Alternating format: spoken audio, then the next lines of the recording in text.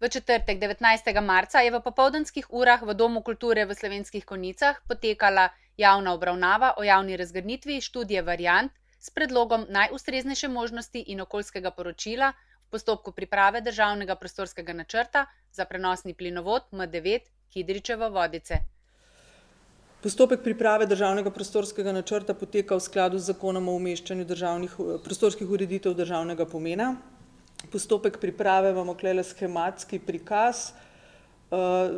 Razdeljeno je nekako na 3 dele, se pravi pobuda, študija variant in pa izdelava osnutka, pa sprejem potem. Zdaj trenutno smo v fazi na koncu študije variant, s tem, da je bil v fazi študije variant izdelana tudi presoja, se pravi okoljsko poročilo v sklopu celovite presoje vplivov na okolje. Sledil bo še izdelava osnutka in pa potem sprejem na vladi.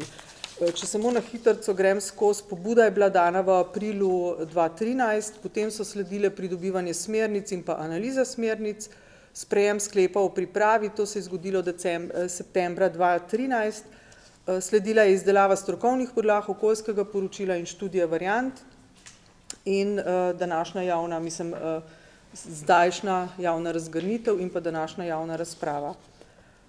Državni prostorski načrt poteka od Kidričevega do Vodic, po območju, vse variante potekajo po območju 27 občin, razgrinjamo pa seveda predlog najustreznejše variante. Sledila bo še priprava stališč do pripomb in predlogov, pridobitev prvih mnenj nosilcev urejanja prostora in pa potrditev variante na vladi. To imamo predvideno, da bo nekje septembra letošnjega leta. Potem po potrditvi variante na vladi bo sledila izdelava podrobnejših strokovnih podlag in pa osnutka državnega prostorskega načrta in pa seveda javna razgrnitev tega osnutka. Takrat bomo ponovno prišli k vam v vašo občino, osnutek razgrinjali na isti način kot zdaj študijo variant.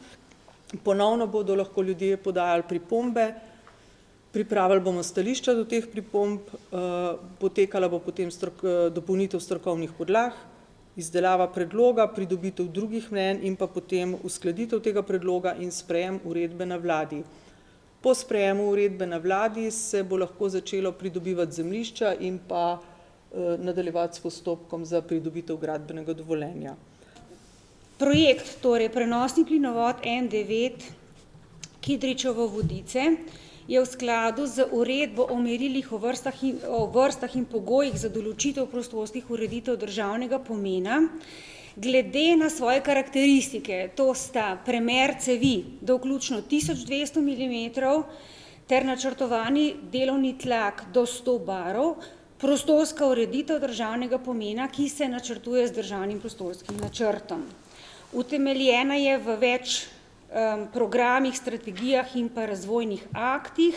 Naj naštejem 3, to je resolucija o nacionalnem energetskem programu, strategija prostorskega razvoja in pa tudi aktualni 10-letni razvojni načrt prenosnega plinovodnega omrežja, ki ga je tudi v septembru lansko leto potrdila Javna agencija za energijo. Ker gre tukaj v tem primeru za tranzitni plinovod, s katerim se bodo vzpostavile zadostne čezmejne zmogljivosti za vključitev evropske prenosne infrastrukturne povezave, je za ta konkretni plinovod relevantna tudi mednarodna zakonodaja s področja energetike. Odsek tega prenosnega plinovoda M9, torej Kidričevo-Vodice, se navezuje na 2 prenosna plinovoda, torej M9 Lendava-Kidričevo in pa M10 Vodice-Rateče, ki skupaj tvorijo povezavo plinovodnih sistemov na relaciji zahod-vzhod, torej države.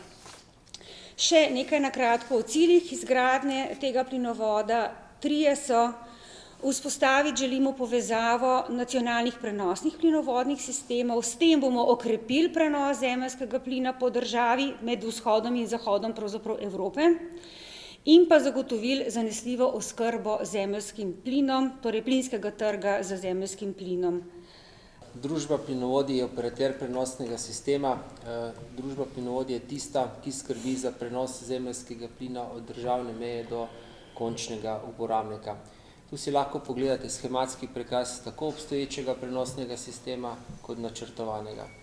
Dejstvo je, da je Slovenija del Evrope in tako je tudi prenosno omrežje slovensko del evropskega plinovodnega omrežja in v tem duhu se vidi tudi ta plinovod, ki dejansko bo zagotavljal ustrezne zmogljivosti prenosa zemeljskega plina, tako za potrebe Slovenije kot Evrope.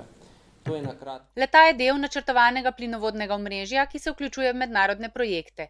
Cilji izgradnje tega plinovoda so zagotoviti oskrbo slovenskega plinskega trga z zemeljskim plinom iz različnih virov, medsebojna povezava nacionalnih prenosnih plinovodnih sistemov in tranzit zemeljskega plina med vzhodom in zahodom Evrope ob sprejemljivih vplivih na okolje. Dolžina načrtovanega plinovoda je približno 117 km. V študiji variant so bile proučene in medsebojno primerjane 3 osnovne variante z različnimi kombinacijami.